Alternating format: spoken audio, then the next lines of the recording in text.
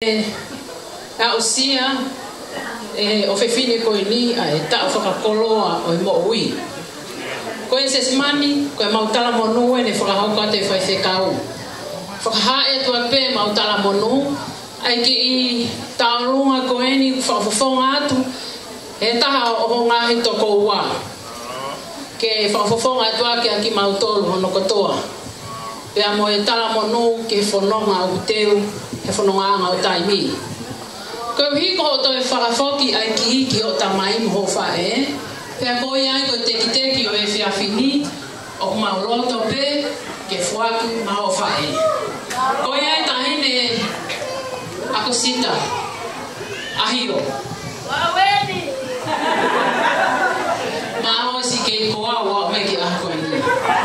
Ko ne atke ke mea mai, o hui atu e ki teki teki o tahine taruma, o mere manu. Ke kau atu ai pe e tokoni ki e totoni pasi. Ases mani ki e ako fua ke ngai whatongia. Pea mo e ofa lahi atu ke teki mo toro no kotoa, tua ofa eki atu.